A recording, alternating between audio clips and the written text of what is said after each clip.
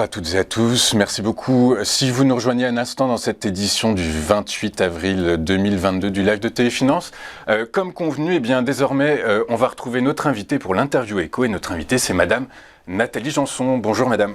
Bonjour. Bonjour, je vous remercie beaucoup d'être avec nous ce matin. Je rappelle que vous êtes doctorante en économie, professeure associée à Neoma Business School et que vous êtes une experte, une spécialiste des thématiques de la politique monétaire, de la régulation bancaire et des crypto-monnaies.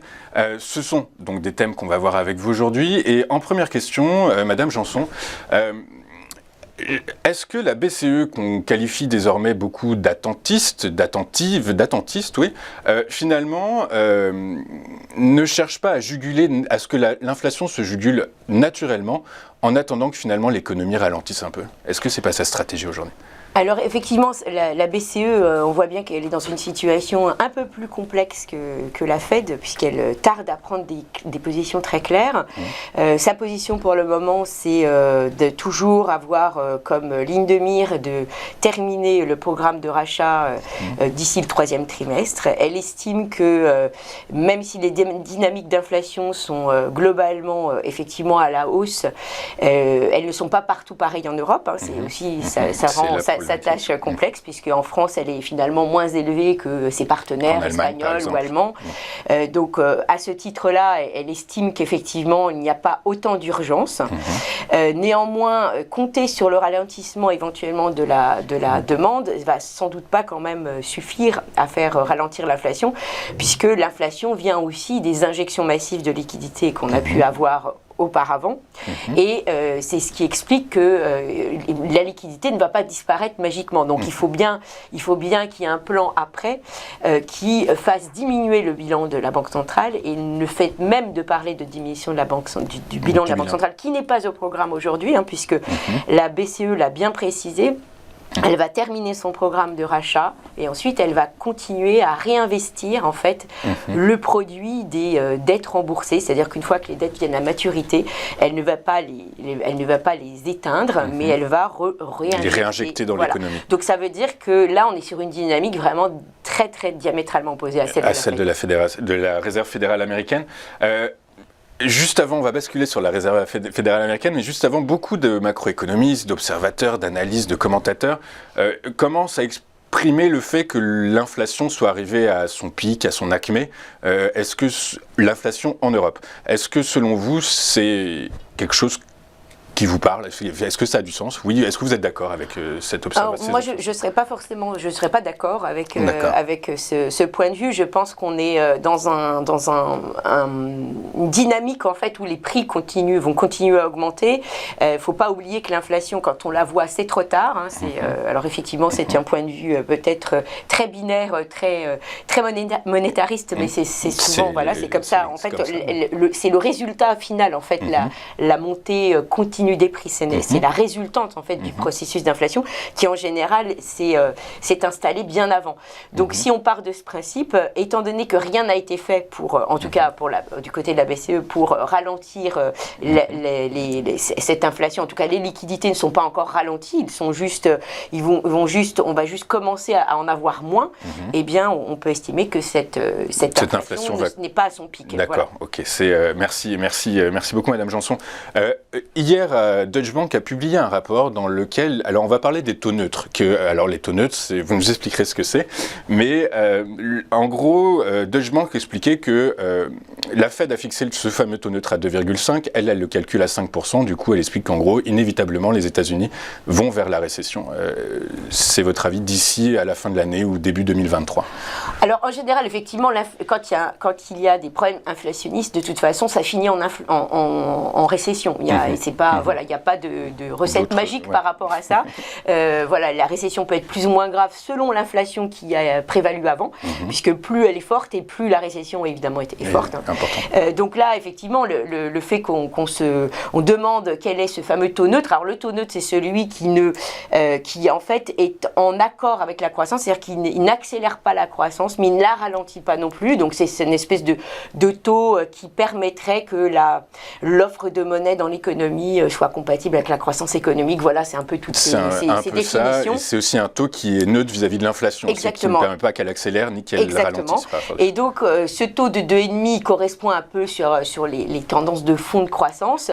Et effectivement, la Deutsche Bank les place à 5 parce qu'elle estime que comme on est allé sur des niveaux d'inflation élevés, qu'on a des bilans de banque centrale très élevés et que pour mettre fin à tout ce processus, il va falloir qu'on passe non seulement par l'arrêt des programmes, mais par la diminution des bilans, eh bien, mécaniquement, quand on va baisser le bilan de la Banque centrale, on va donc on va donc éteindre de la liquidité et qu'on va donc peser sur des taux qui seront déjà à la hausse. Donc si vous voulez, on aura d'un côté la hausse des taux par la Fed, de ces taux directeurs, parce qu'elle veut juguler l'inflation. Et en plus, comme elle va arrêter de réinvestir les dettes lorsqu'elles viennent à échéance, elle va rajouter de l'augmentation des taux. Donc, pour de l'augmentation des taux longs, des taux de marché, des taux de financement des entreprises, des taux de crédit auxquels les banques se calculent leurs taux. Tout à fait. Et aux États-Unis, on sait que donc ça va ralentir Exactement, ça ralentit forcément la croissance. Et on sait qu'aux États-Unis, ça a beaucoup d'impact puisque le financement se fait davantage par les marchés. Donc forcément, si on a le taux de référence, puisque de toute façon le taux de la Banque centrale reste un taux de référence, qui effectivement augmente et qu'en plus les produits des dettes qui sont venus à échéance ne sont plus réinvestis et c'est quand même globalement des dettes qui sont plutôt à long terme, forcément ça va tendre toute la courbe des taux. D'accord, ok. Merci Madame Janson. On va basculer sur cette nouvelle. Alors c'est la Centrafrique qui devient le deuxième pays à légaliser le Bitcoin en parallèle de sa monnaie historique, qui est le franc CFA. Deuxième pays après le Salvador. La Centrafrique, juste pour rappel, c'est le deuxième pays le moins développé du monde. C'est un pays dans lequel 11% seulement des utilisateurs ont accès à Internet. Du coup, est-ce que c'est juste symbolique ou est-ce que réellement ça va avoir un impact sur la propagation du Bitcoin dans l'économie mondiale du coup? Alors je vais faire à nouveau peut-être une réponse de Normande, c'est-à-dire oui et non. C'est-à-dire qu'en même temps, c'est un signal. Alors premièrement, il faut savoir que les crypto-monnaies, pour qu'elles soient adoptées de façon légale, elles vont forcément attirer des pays qui ont des problématiques vis-à-vis de la gestion de leur monnaie. Voilà, puisque donc effectivement tous les pays plutôt à instabilité ou alors ou qui ont eu des liens compliqués avec la gestion monétaire ou avec la référence au dollar, eh bien peuvent effectivement se dire que finalement ça peut être une autre voie. D'accord.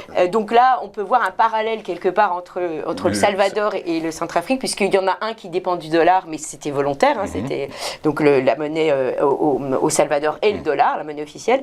Et puis on voit qu'en Centrafrique, c'est le franc CFA. Donc en fait, ça peut être un moyen de prendre son autonomie, ses distances vis-à-vis de ce qui est officiel, en introduisant cette crypto-monnaie, en la rendant plutôt légale. On sait aussi qu'effectivement les habitants de ces pays, c'est ça, 11% des utilisateurs, 11% des Centrafricains ont accès à Internet. Du coup, est-ce que c'est pas Alors effectivement, on peut se dire aussi qu'ils utilisent leur téléphone, sur un défaut d'Internet, on a peut-être un réseau de couverture, et donc ils peuvent effectivement quand même utiliser les crypto-monnaies via leur portefeuille, puisqu'en fait on sait bien qu'effectivement en Afrique on a quand même 90% des Africains ont accès au réseau mobile, Tout à fait. Donc c'est surtout, je pense, sur cet axe-là.